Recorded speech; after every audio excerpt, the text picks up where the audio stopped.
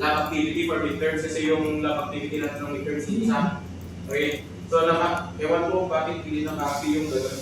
Meron akong gano'n dapat doon. Anyway, i-discuss ko na lang.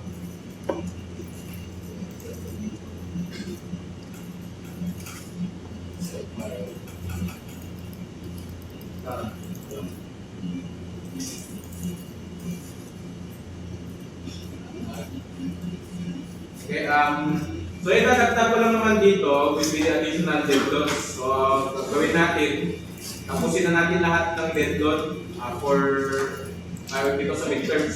So yung nalot pa lang dito, or yung nalot nyo pa lang, for sure is, di ba, nalagay na sa plot pieces details dito, tapos na to. Okay, and then yung self-weight, tapos na din yan. Yung two-way load, okay, yung one-way and two-way, di ba, na-load nyo na rin yan. Okay, so meron pa tayong ibang mga load or dead load. So hindi lang yung mga floor loads natin. Okay, so ano pa yung mga pwedeng dyan, yung hindi pa natin lalagay na load. Meron pa tayo ng mga load galing sa walls. Meron pa tayo ng load, ceiling. Kasi yung floor load ng second floor, say for example, itong ang floor load ng second floor is different from ceiling. Especially kapag, sa hindi roof deck. Okay? So, pag ceiling kasi, wala ka ng floor slab dyan. Okay, so yung ginagawa nyo kay Sir June, pag nag-a-analyze kayo ng truss, sinasali nyo na ba yung doon, ceiling load, ay pa? Or purely wind lang yun? Nung kayo, per wind and truss analysis, sinali nyo na yung load ng ceiling.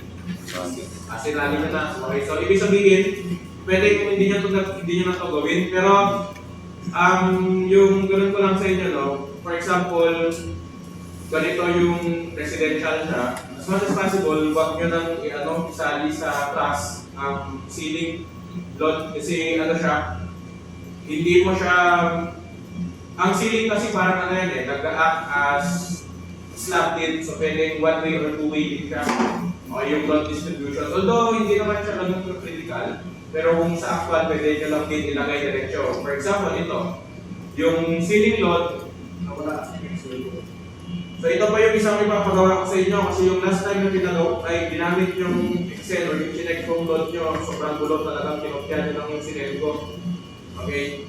So, create kayo ng bago, walang specific format, basta comprehensible yung gagawin nyo. So yung muna nyo gagawin, ilagay nyo lahat yung dead load muna kasi gagawin natin kung final. Gawa kayo bago nito yung mga maayos tignan. Okay, and then siguro i-separate nyo individually yung for floor load. Let's say for example, floor load to. And then, ito ba yung lalagay natin? Okay. Floor load, and then, ano ba yung kailangan pang floor load? Yung load sa second floor, let's say, walay nyo yung load sa second floor, sa third floor, and then of course sa roof beam, or sa roof na lang. Okay? And then dito, ilalagay nyo lahat dito kung ano yung gagawin nyo. Let's say for example, 150mm na slab.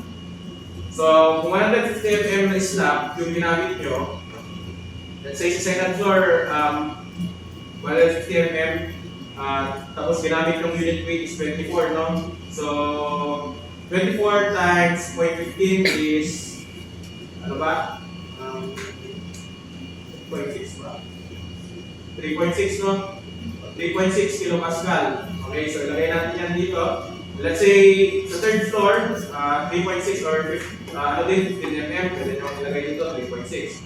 Okay, as for the roof beam, ay kapag sa roof naman, since wala nang tawag dyan, load wala nang slab dyan, so you can leave it slab na lang. Okay? Yeah, so i-block nyo na lang sa roof, example. Okay, so ano pa yung mga floor load na pwede nyo ilagay? Floor finish. Okay, let's say for example, yung ginamit nyong floor finish is dito, tawag dyan, yung pinag-ginagamit natin palagi dyan is the ceramic or quarry tile of 20 mm sa 25 mm mortar, vertical mortar bed. So, hindi nyo naman na kailangan ilagay dyan mismo yung ceramic or quarry tile ko dyan. So, pwede nyo na lang ilagay yung sa Excel nyo is floor finish na lang. Okay? Then, ilagay nyo dito kung ilang or gano'ng mabigat, no? So 1.10 kilopascal. And then, kung sa third floor, let's say for example, same naman yung ginamit nyo, i-copy na lang yan. Sa roof, since wala namang floor finish sa roof, i-build lang again. Then ano pa ba yung mga pwedeng ilagay dito? Ceiling. Okay, kasi di ba sa mga second floor and third floor, kailangan mo ng ceiling dyan. Okay? So, pag-combine nyo na yung gamit, yung frame as well as the covering. Okay, kasi for example, ang pinaka-common naman na ginagamit, lalo na kapag sa CD, no? Since hindi masyadong ang kahoy dito. So, most of the time, ginagamit niya is the suspended steel channel, 0.1. Let's say yung gamit niyong covering is optical fiberboard, so 0.5. Pero kung kung ayaw nyo ng acoustic fiberboard, let's say gusto nyo is plywood lang. Wala kayong makikita plywood dyan, pero nasa iba.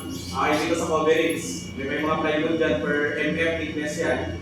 So let's say ito na lang, 0.05 plus 0.10. So meron ng 0.15. Let's say sa second and third floor, same. And then syempre sa roof, merong ceiling yan, 0.15. Okay, and then let's say ano pa ba yung dito? MEP or the mechanical, electrical, and plumbing. So, ina-assure na lang natin yan na 0.10.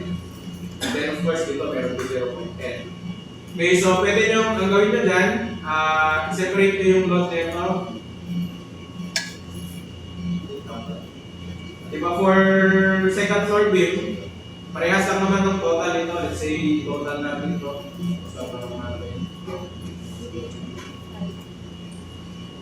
4.95. And then dito 4.95 din. Yeah, 4.95. So, pwede nyo pagandahin pa yung format na ito later on. Ipapakita ko lang sa inyo yung gagawin nyo para hindi nyo lang kinokopya, no? Hindi natin pinagawa natin, no? Okay, so ito 0.15 tapos 0.01, then makasama lang natin. And 0.25 naman for the roof. Okay, so pwede nyo gawin dyan. Although nagawa nyo na yan, yung una yung ginawa nyo, 3.6 ba? Or ganito na mismo yung ginawa nyo doon. Okay, inad nyo na sana, no? Para as one na lang, hindi na yung may self-weight ka ng slab. And then another doon sa mga superimposed doon. Okay, so as one nyo na lang. So tapos na to, ito yung una ata. Okay, yung self-weight dito, ito yung load ng members, di ba? And then, ang ginawa natin dyan, group natin. Okay, group natin into two-way and one-way yung ating floor slab. Okay? Actually, pwede nyo rin gawin yan sa, pwede nyo rin yan gawin sa ceiling nyo, for example. Okay, for sa ceiling, pwede nyo rin yan i-group as two-way or one-way. Okay, same approach siya with the floor slab. So, pwede nyo gawin dyan is i-isolate nyo yung roof beams, then view natin, then top view, tuloy muna natin ito. Okay, and then i-determine nyo lang yung, yung two-way sa one-way. Two-way, diba, alam natin kung, 4.5 ito, and then, ito is 7 meters.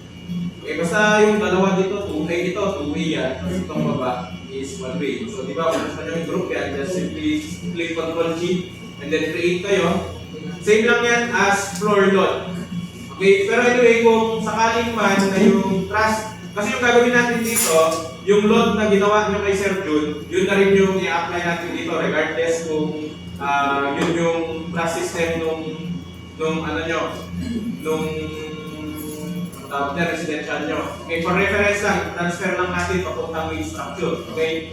So, pero in case man na hindi nyo pa kinonsider, no? Yung ceiling load. doon sa pag-truss and purlin analysis nyo, pwede kayo gumawa dito. Gawin nyo mag-group ulit kayo ng floor, and then ilagay nyo dito or i-assign nyo yung floor na yan. Pero dapat yung pangalan na yan, hindi naka-floor load. Instead, gawin nyo siyang ceiling. Okay? So, i-identify nyo din kung two-way or one-way siya. Diba? Tapos, gawin nyo that is, i-assign mo siya kung saan yung two-way sa one-way. For example, na-assign mo kasi dito eh. So, for the ceiling two-way, ito siya. And then, for ceiling one-way, ito naman siya. Ulitin ko, hindi nyo kailangan gawin kung nadagdag nyo na sa may class and purlin analysis nyo, yung anong tawag yan, yung ceiling load. Okay, which is sabi nyo madagdag, so hindi nyo na kailangan gawin to. In case lang, na hindi nyo nagawa. So yan yung ceiling load natin, yung floor load, tapos naman na yan. And then, para naman sa pag-apply ng load, let's say for example, may ceiling load ka, okay, since yun is floor load, consider pa rin yan as floor load. So, in pressure pa rin, okay, yung magiging load mo. Let's say yung ceiling na ginamit mo dito is 0.25, pero sa akin kasi times 2 ko, 0.50, pero negative 0.75, say for example, same ng approach dun sa pinag-load natin yung floor load last time. So, since binok natin yung two-way na ceiling and one-way na ceiling, pwede lang kayo pumunta dito sa group. Okay, and then hanapin nyo lang yung ceiling na two-way or ceiling na one-way. Okay, and then add nyo lang. So automatic na yan, since nasa group siya, automatic na yun na mag-assign yung load. Parang floor load lang talaga siya. Okay? So ayan yung sa ceiling load natin. Let's say for example, after ng floor load nyo, punta tayo, ano po ba yung mga dead load? Ang una, okay, yung partition. Okay, wall partition. Pwede yung lagay ulit natin dito, wall partition. Pag-ano nyo pag-iwan-iwalay nyo, partition.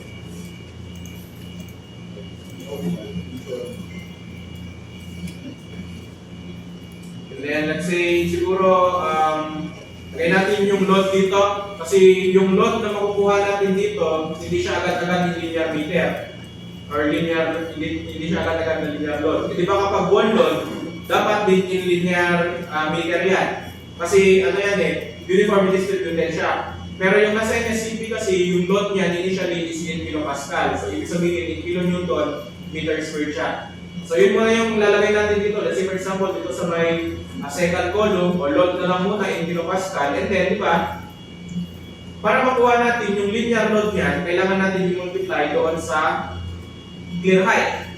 Okay, nung wall. For example, di ba nabanggit ko na ito before. So for example, yung load nito, itong wall na to, itong hollow blocks. O diba, kunin mo yung wall height net or yung clear height, okay, ng ano na to, itong floor na to, i-minus nyo yung dimension ng beam, yung depth ng beam. Kasi hindi naman yan, diba, from floor to floor, hindi naman yan buo wall. Meron siyang parte ng beam. So i-minus nyo ngayon yung depth ng beam. Kaya ibig sabihin niya, let's say, kung tayo ng beam, Serjul.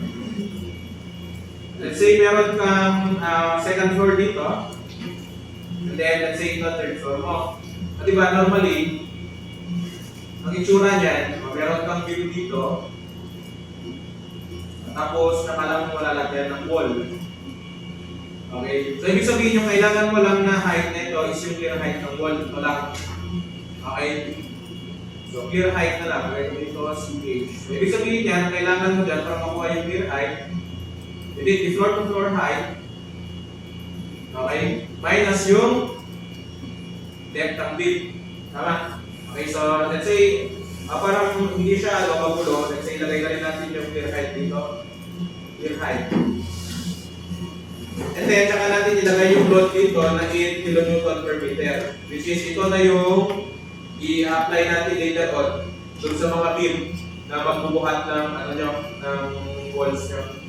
By the way, for the meantime, okay, since nag-umpisa pa lang tayo sa analysis and design, as well as possible, yung wall nyo nakapatong sa beams. Okay? Kasi sa actual, ganoon naman talaga mas matatay, yung wall nakapatong sa beam. Okay? So, let's say, ang gamit yung wall partition is yung hollow blocks. Okay, which is, yan naman yung pinaka-common.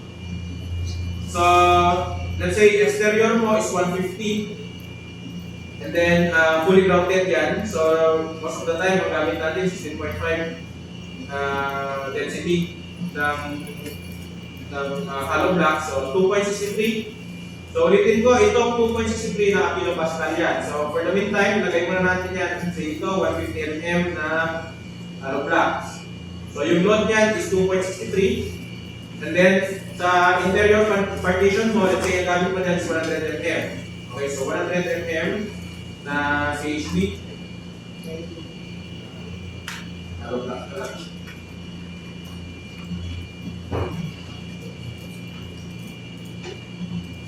So, ang gamit ay yung load naman yan, ito siya, ito yung kanina, 150 na thickness.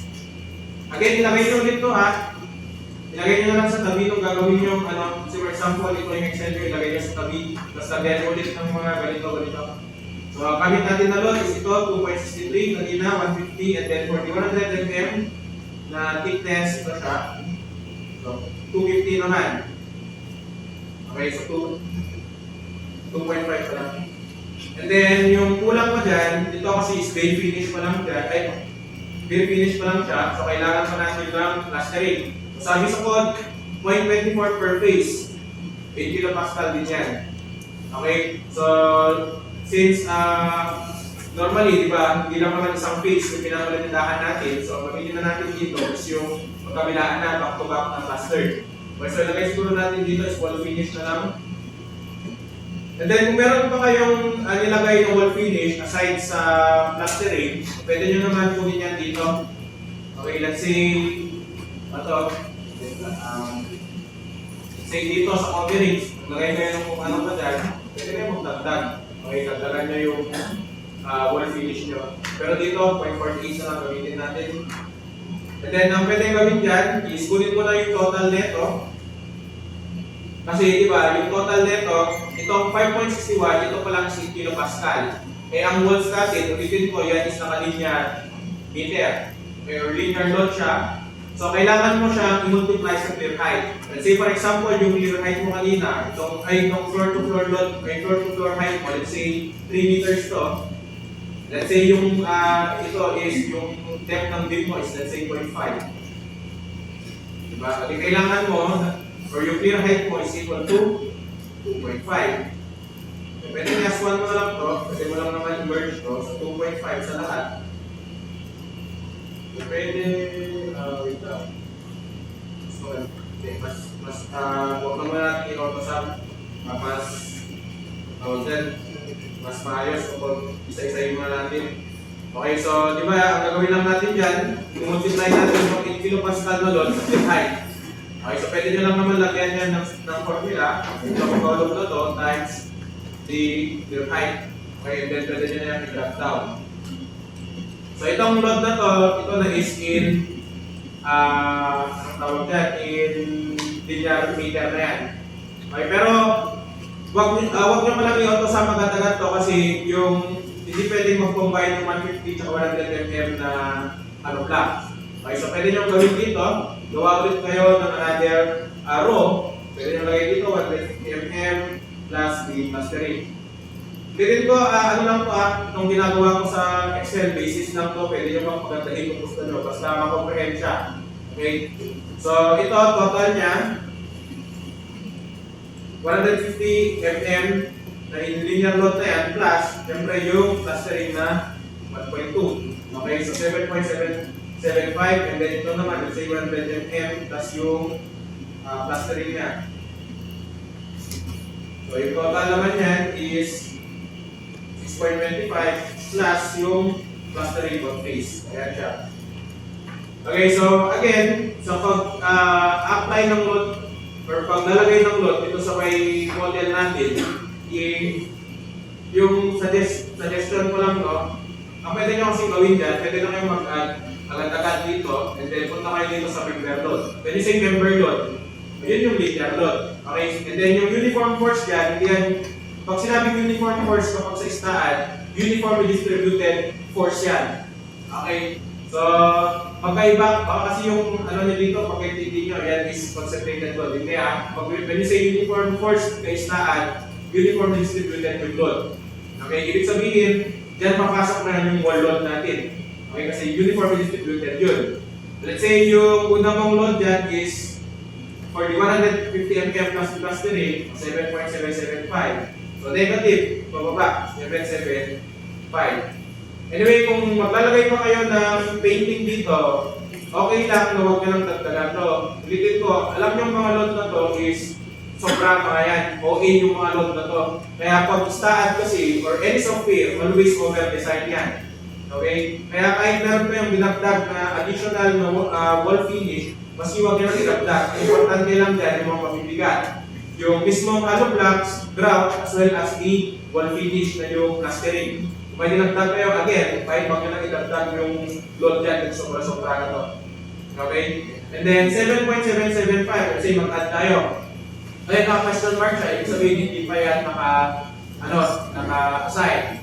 So normally, yung gagawin nyo dyan, di ba? Since, di ba itong 7.775 is exterior wall to, kasi di ba 150 mm ang gamit natin sa exterior wall. So ang gagawin nyo dyan, di ba? Clip nyo yan, tapos manuhin nyo, i-clip yung mga exterior wall. Tama? Pero pag ganun kasi, mahirap yung class. Hindi nyo rin, pag nagkamali din kayo, hindi nyo agad mahanap yung kung saan part yung nagkamali. Okay, so yung suggestion sa inyo dito, make use of the group. Very important yung group class. Sobrang dali mag-note kapag ang gamit is group. So for example, gawa ka ng group for exterior wall. So i-ano ko na to. I-iwalay ko. Yung exterior wall lang kasi dito sa model na to, ito lang. Okay, kung sino ba nag-aral? Ngayong nag-aral ba sa mag-high dito? Okay, yung SF building. SF building, ito yun. Okay, yung DPWH kasi meron silang standard dyan na tsura ng building. So ito yun. So ito lang yung exterior wall. So pwede nyo gawin dyan, pwede kayong mag-group, or pwede nyo i-group yung exterior wall lang. So paano gawin yun? Create kayo. And then, lagay nyo, let's say, 150 mm, or lagay nyo lang exterior wall, or W1, or wall 1, okay, and then, EXT na lang, or yung yan for exterior wall. So, ito, hindi pwedeng floor load. Okay, kasi yung floor load is in kilopascal yan, ito in linear meter. So, ang gagamitin natin dyan is beam. Bakit beam? Kasi beam yung magbubuhat ng wall load. Okay, so automatically, in linear meter na yan. Okay, so, i-okay nyo lang and then, let's say, lagyan ko ng 1. And then, again, i-assign nyo lang kung saan part yung exterior walls. Okay, in this case, ito siya. So, meron na kasi ako dyan, ito na siya. Kung i-highlight ko, ito yun. Okay, naka-assign doon. And then, pwede kayo again gumawa for interior walls. So, pwede nyo gawin dyan, W2, and then, underscore INT for exterior, for interior walls naman. So in this model, the interior walls is ito siya. Okay, so i-group nyo na lang. And then dito kasi, meron din siyang railing. Okay, yung railing dito, hindi talaga siya yung rails. Instead, yung railing dito is 1 meter lang na CHP. Okay, 1 meter na CHP siya. So hindi siya hanggang taas. Okay, corridor kasi ito, itong part na to, corridor ko. And then open ito. So itong part na to, railing siya, pero yung rail niya hindi yung bahan yung railing. May 1 meter lang siya sa CHP. So pwede, kapag may ganyan yung model nyo, hindi pwede gawa nyo ulit siya ng another group. Okay? So kung wala sa mga, hindi huwag nyo lang lagyan. And then, meron mga ibang pa dito, wall load, which is kung wala sa inyo, hindi nyo naman kailangan gawin. So ito kasi, ito yung para sa stair beam. Ito wala, dito, stair beam. So sa stair beam, i-load nyo lang yung, or i-group nyo lang yung stair beam nyo para later on, mas madaling mag-apply ng load. Okay? And then ito, roof beam. Yung roof beam nyo, wait lang, i-check ko nga. Tignan ko kung kailangan nyo po mag-load ng roof beam. May check na. Yung roof beam, hindi nyo kailangan i-group yan. Kasi yung gagawin na lang natin dyan, galing doon sa analysis, yung per-late and truss analysis nyo, point load na lang, yung reaction doon sa support ng truss nyo, na-transfer natin agad sa may mga joints ng mainframe natin. So hindi nyo na kailangan i-group. Then ito kasi meron siyang additional dito. Anong tawag din?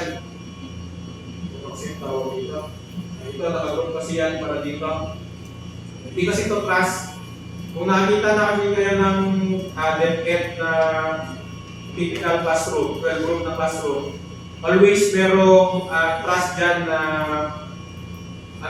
hindi siya truss patrayan din lang siya na beam. Okay? So merong self-weight kasi yan, so might as well i-group na lang siya separately.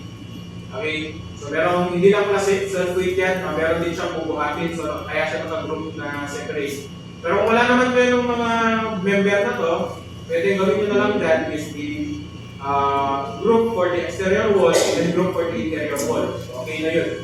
So ano pa ba yung mga nilagay nyo dyan unusual? Sa mga model nyo. Yung railing kasi na yung bakal wala dito.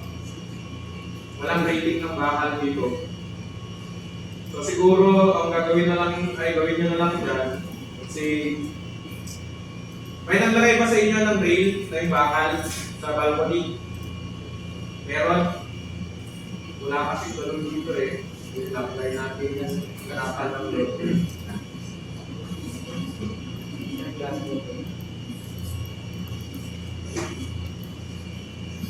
Try natin manapan ng gold. Alam ko kasi meron yung dito glass lang yung meron kasi dito. Tingnan natin.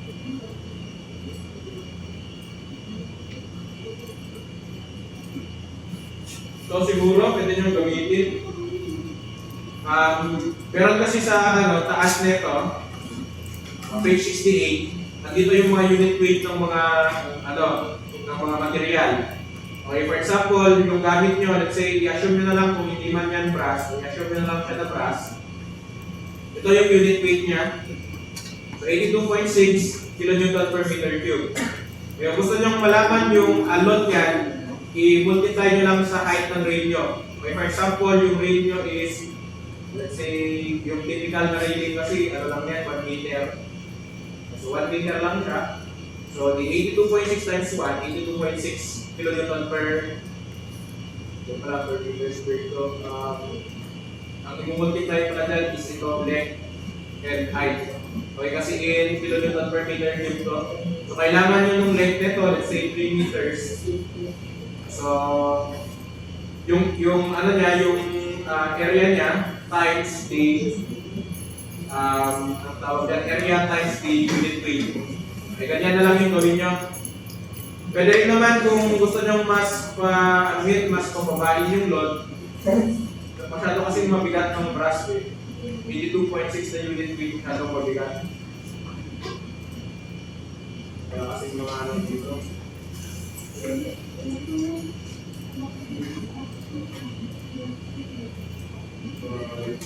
Check natin kung may mga bakal dito.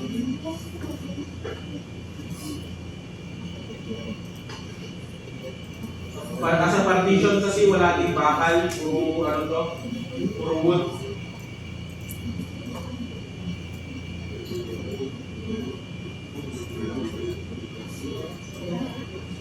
Wala. Siguro ganun na lang. Sige na lang kayo ng ganun dito. Sa unit weight, pwede nyo gamitin. Pagpapay na lang sa area nung gagamitin nyo railings. Then yun na yung magiging load nyo in linear meter. Walang mga. Pero 82.6 kasi masyadong mabigat to. 82.6 times yung, let's say, 3. So, sobrang laki. Siguro pwede nyo na lang i-assume na gano'n. Ganito na lang kung lagay kayo ng railing, i-assume nyo na lang na 0.15 kilopascal. Okay, so kilopascal na siya, i-times nyo na lang sa height. Kasi masyadong mabigat kasi 82.6 Dilin ko 0.15 na lang, gamitin nyo. Okay, pag may railing kayo. So pag may railing kayo, idagdag nyo yan dito. And then lagay nyo rin yung load ng kilopascal, let's say 0.15, then times the gear height. Okay, 1 meter, let's say for example. Okay, so tapos ilagay nyo dito. So gawin nyo dyan kapag may rating kayo, additional, mag-group kayo. Parang dito, yung rating nito, ito siya. Okay, so ito kasi hagdan, naka-rating yan, and then nakapalibot dito rating din yan. Okay, so for example, gusto nyo nang i-load yung wall load nyo, punta lang kayo ulit dito sa dead load, pwede kayo mag-add, and then member load, let's say, ang gamit yung ginamit natin na 0.775 pala, no? Ginawa natin kanina. So kung gusto nyo i-assign yan, let's say nakagawa na kayo ng group, let's say balik tayo member load, tapos negative 7.775. I-add pala natin, wala yung parang group dito. So yung gagawin nyo dyan para madali siya, di ba i-click nyo to. So walang option kasi na group dyan kapag sa member load, walang option na group. Pero pwede nyo gawin dyan, pwede nyo i-click ito, and then i-control G nyo, ilabas nyo yung mga groups nyo. Let's say for example, for exterior load, i-highlight nyo siya.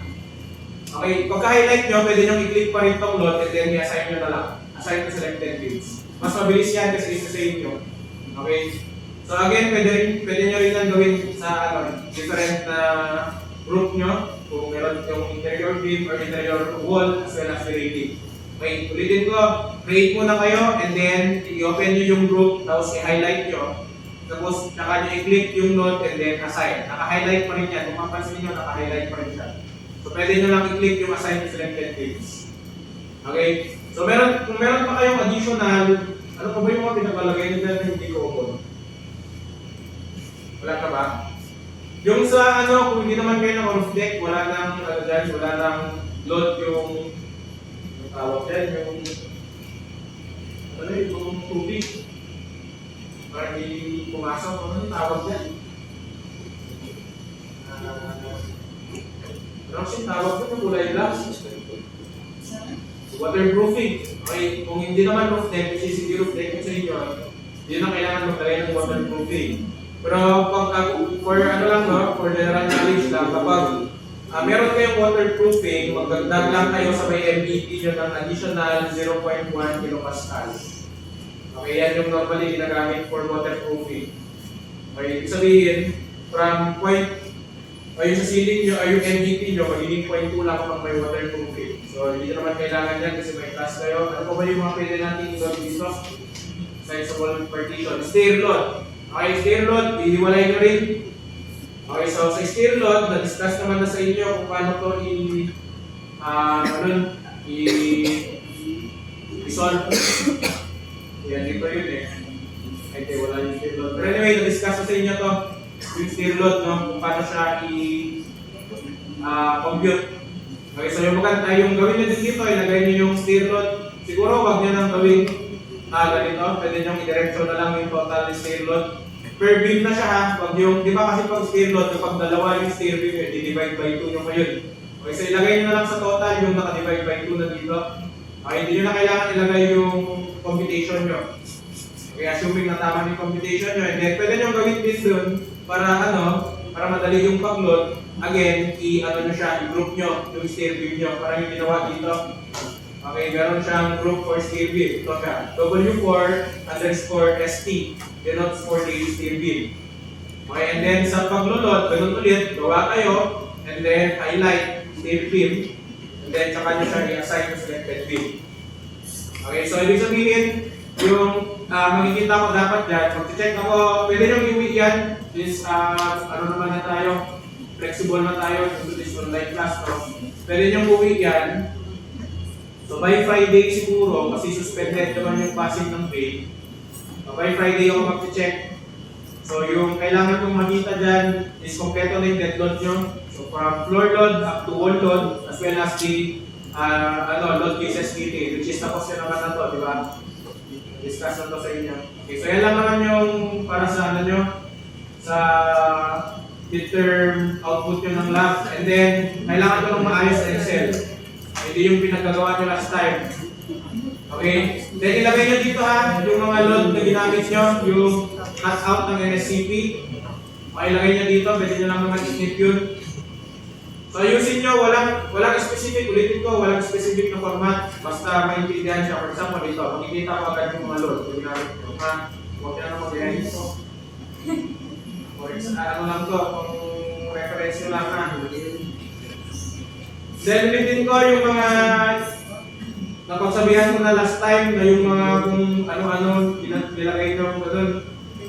Yung mayroon kayong 8 meters na beam, di ba sabi ko sa inyo, lagyan nyo yung intermediate beam. Dapat by midterms, naayos yung mga doon ha. Yung mga planted column nyo, iwasan nyo muna kasi yung planted column, alam nyo. Pag-umpisa lang kasi, kung nag-umpisa pa lang kayo, yung mga pinaka-basic lang yung gawin nyo. Isa inyo may column sa second and third, tapos sa ground floor, walang column. Ano talaga yun? Bound sa pag na-earthquake, yun yung tinatawag natin na soft story. Okay, yung ground floor nyo dun, madali lang masira kapag nag-earthquake kapag may planted column, kaya hindi yun. Hindi kayo pwedeng mag-planted column sa actual kung hindi talaga kailangan. Okay, so kung may planted column kayo, i-diretso nyo na lang hanggang ground floor ha. Lagyan nyo ng sariling footing para madali yung magiging analysis and design nyo para iwas din ng error. Okay, so yun yung gawin nyo muna ngayon. Pwede nyo start, meron mga 30 minutes. Siguro yung pwede nyo gawin dito, yung Excel na muna. Then yung, ano nyo, pwede sa bahay mo na gawin or pwede naman kayo bumalik sa Thursday dito.